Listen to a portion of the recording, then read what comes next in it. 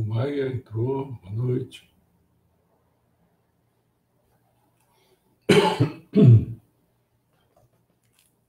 Ana Luísa. Bom, hoje então nós vamos fazer a introdução da sociologia. Tá? Os seres humanos, eles são criaturas sociais, não é verdade? Em toda a nossa evolução, desde que éramos caçadores-coletores, tendemos a viver e a trabalhar em grupos sociais, os quais se tornaram cada vez maiores e mais complexos. Esses grupos têm variado de unidades familiares simples, passando por clãs e tribos, na verdade, vilas e povoados, até as cidades e estados-nações. Nossa inclinação natural a viver e trabalhar juntos nos levou a formar sociedades civis, que têm sido moldadas pelo crescimento de nosso conhecimento e pela sofisticação da nossa tecnologia. Por outro lado, a natureza da sociedade em que vivemos influencia nosso comportamento social, afetando praticamente cada aspecto da nossa vida. A sociologia é o estudo de como os indivíduos se comportam em grupos e como seu comportamento é moldado por esses grupos. Ou seja, mão dupla, né? Vai e volta. Como ele se comporta e como ele traz o comportamento dos grupos. Ou seja, como os grupos são formados, quais as dinâmicas que os sustentam e como essas dinâmicas mantêm e alteram o grupo ou como produzem mudanças sociais. Hoje, o escopo da sociologia ela vai desde o estudo teórico de processos, estruturas e sistemas sociais, até a aplicação dessas teorias como parte da política social. E já que a sociedade é uma coletânea de pessoas individuais, existe uma conexão inevitável entre as estruturas da sociedade, né, como um todo, e o comportamento dos seus membros individuais. Os sociólogos, portanto, tendem a focar as instituições e a organização da sociedade, seus vários agrupamentos sociais e suas estratificações, bem como a interação e as experiências dos indivíduos. Talvez, para nossa surpresa, a sociologia é uma disciplina relativamente moderna. Apesar de filósofos da China e da Grécia Antiga reconhecerem a existência da sociedade civil e os benefícios da ordem social, suas preocupações eram mais políticas do que sociológicas. Por exemplo, a preocupação que uma sociedade deveria ser organizada e governada em vez de um estudo da própria sociedade. Mas assim como a filosofia política surgiu dessas civilizações, a sociologia nasceu do resultado das profundas mudanças na sociedade ocidental durante o Iluminismo. Essas mudanças tiveram vários aspectos, mais notadamente os avanços tecnológicos que aperfeiçoaram as máquinas, né, levando à Revolução Industrial, mudando radicalmente os métodos de produção e criando cidades industriais prósperas. As certezas tradicionais baseadas, né, nas crenças religiosas foram questionadas pela filosofia do Iluminismo. Não foi só a autoridade da Igreja que foi minada pela chamada Era da Razão. A velha ordem das monarquias e das aristocracias estavam sob ameaça, com demandas por um governo mais representativo, desencadeando as revoluções na América e depois na França. Sociedade e modernidade é um dos pontos que nós vamos tratar aqui.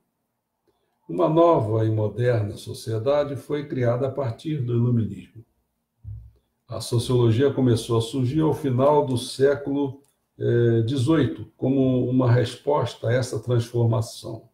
Enquanto filósofos e pensadores tentavam entender a natureza da modernidade e seus efeitos sobre a sociedade, inevitavelmente, alguns apenas lamentaram a erosão das formas tradicionais da coesão social, como os laços familiares e o espírito comunitário presentes em pequenas sociedades rurais e os valores e crenças compartilhados por uma religião comum. Porém, outros reconheceram que havia novas forças sociais em jogo, produzindo mudanças sociais como potencial tanto para a ordem quanto para a desordem social. Aliados ao espírito do iluminismo, esses primeiros pensadores sociais buscavam fazer de seus estudos da sociedade algo objetivo, criando uma disciplina científica distinta da filosofia, da história e da política. As ciências naturais, como a física, a química, a astronomia e a biologia, já estavam bem estabelecidas. E o tempo era propício, para o estudo dos humanos e de seus comportamentos. A física, a química, estava bom, mas é o estudo dos humanos. Por causa da natureza da Revolução Industrial e do capitalismo que ela estimulou, a primeira das novas ciências sociais a surgir foi a economia, tendo como pioneiro o livro de Adam Smith, uma investigação sobre a natureza e as causas da riqueza das nações. Mais conhecido como A Riqueza das Nações, que foi escrito em 1776. Mas os alicerces da sociologia também foram firmados por filósofos e teóricos como Adam Ferguson e Henri de Saint-Simon. E no começo do século seguinte, por quem? Nada mais, nada menos do que o nosso Augusto Comte, cuja abordagem científica estabeleceu a sociologia como uma disciplina à parte. Seguindo os passos de Comte, vieram 3 sociólogos inovadores, cujas abordagens distintas à análise e à interpretação do comportamento social definiram a pauta da sociologia no século XX e depois até posteriormente também, que foram Karl Marx, Émile Durkheim e Max Weber. Cada um deles identificou um aspecto diferente da modernidade, como principal fator na criação da ordem, da desordem e da mudança social. Marx, filósofo e economista materialista, focou aonde? No crescimento do capitalismo e a subsequente luta de classes. Durkheim, a divisão do trabalho advinda da industrialização. E o Weber, a secularização e racionalização da sociedade moderna. Todos os 3 tiveram seguidores fervorosos, influenciando as principais escolas da sociologia do pensamento até os nossos dias.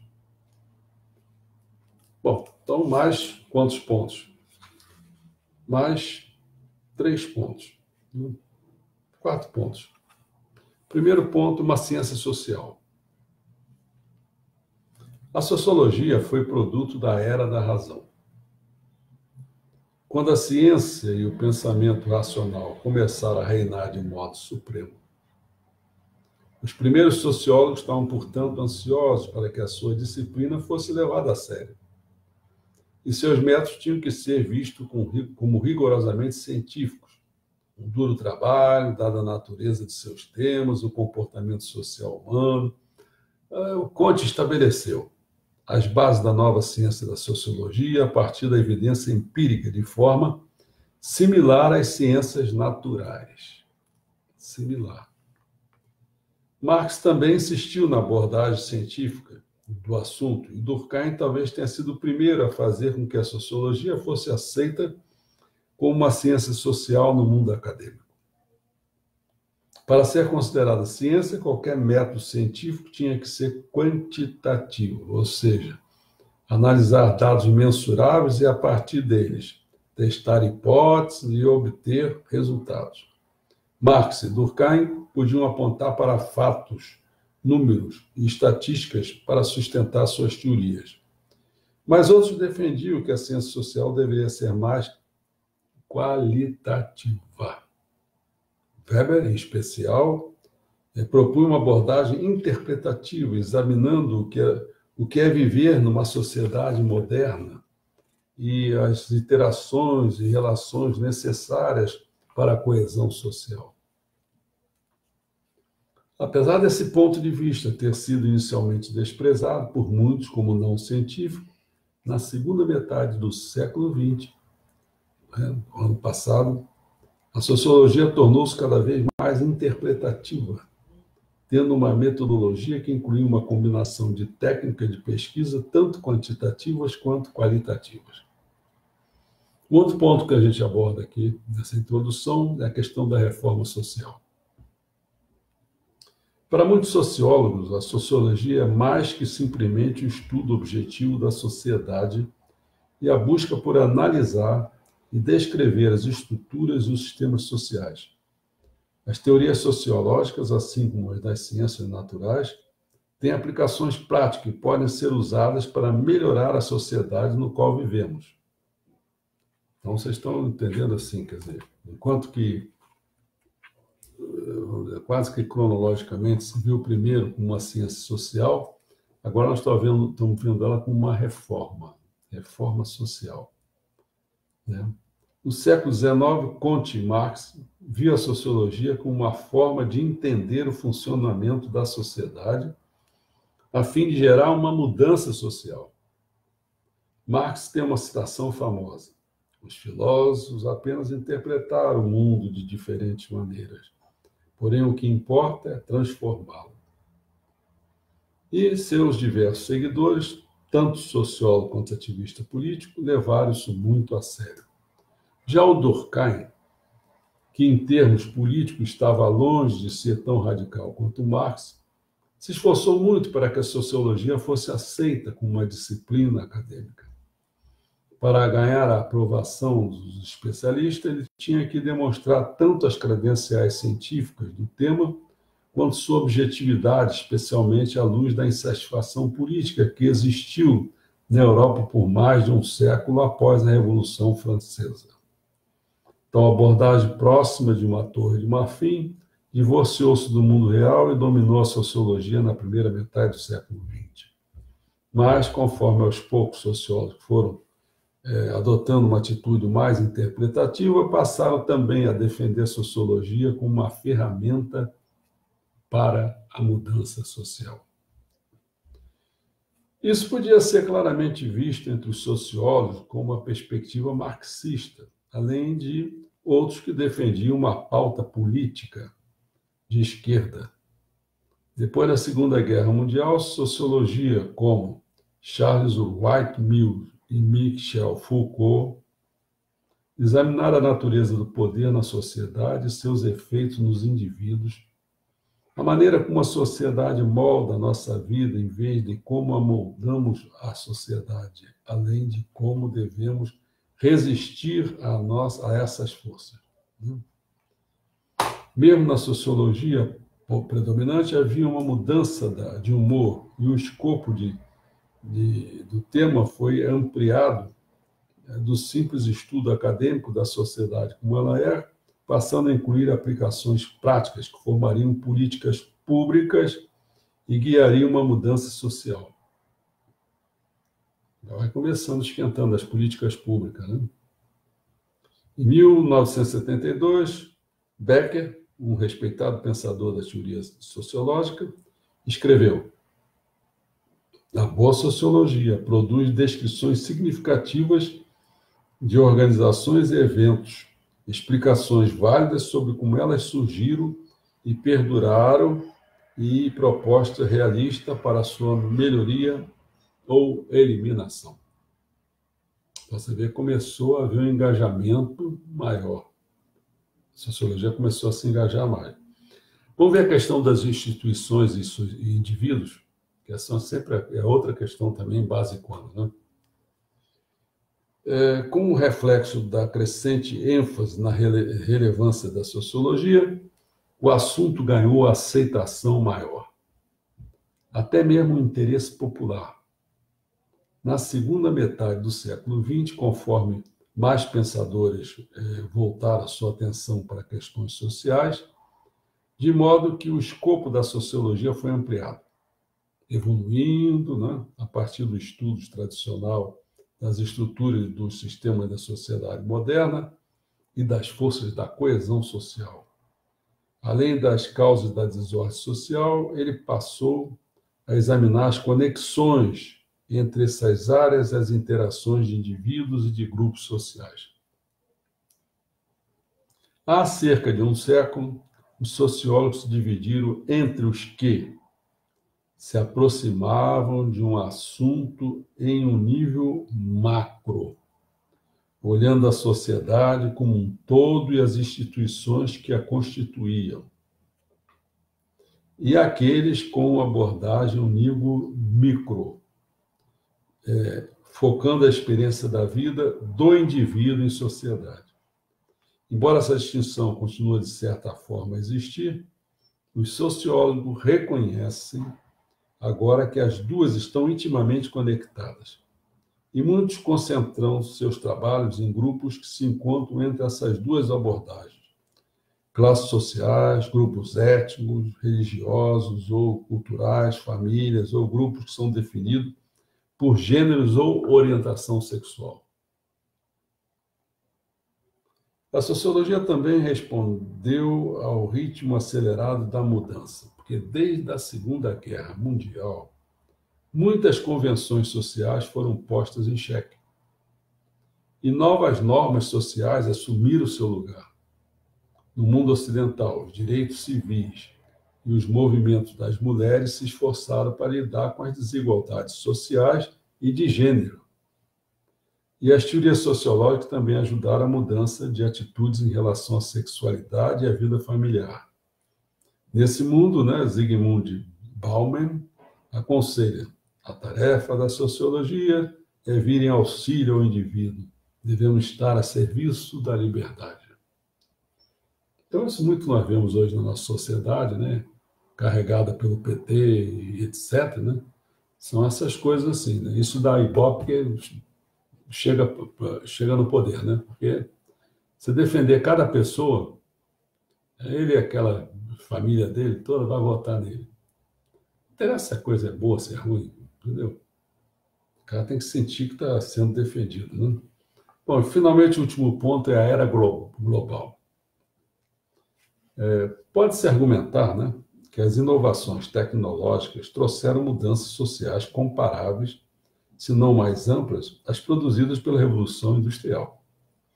O aumento de automação, da informatização, o crescimento do setor de serviço e da sociedade de consumo contribuíram, todos para iniciar a sociedade na qual vivemos hoje. Enquanto alguns sociólogos veem isso como uma continuação do processo da modernidade, outros acreditam que estamos entrando agora numa era pós-moderna e pós-industrial. Avanços na comunicação e na mobilidade também fizeram no mundo um lugar menor. Recentemente, os sociólogos voltaram sua atenção para a importância da identidade cultural e nacional e os efeitos da globalização, especialmente em comunidades locais. Com as novas formas de comunicação, em especial a internet e as viagens internacionais cada vez mais rápidas, surgiram redes sociais inteiramente novas. Elas não dependem do contato face a face, mas conseguem reunir pessoas e grupos de modo que há 50 anos era inimaginável. A tecnologia moderna também ofereceu à sociologia meios sofisticados de pesquisa e análise da evolução dessas novas estruturas sociais. Isso que nós estamos fazendo aqui pertence, a essa era global. A sociologia pode se explicar essa questão da internet, dos meios sociais, e pode explicar até para as eleições, para essas coisas todas, Tá certo? Bom, como acho que ninguém colocou nada, então vamos fazer aquilo de sempre, Pedro. Hoje já veremos de novo 20 minutos, tá bom? Tá? Amanhã vai ser bem menos. Amanhã vai ser o feminismo. Tá? A gente vai sair Daqui a pouco eu retorno com a continuação Ouvir o vozeirão do aqui? coronavírus. Vamos sair. 5 minutinhos. 3 minutos. 3 minutos, então tá bom. Vamos Tá melhorando 25. também. Tá? É porque eu tenho que registrar, tenho que fazer Tá. um monte de coisa aqui. Muito bem. Vamos lá.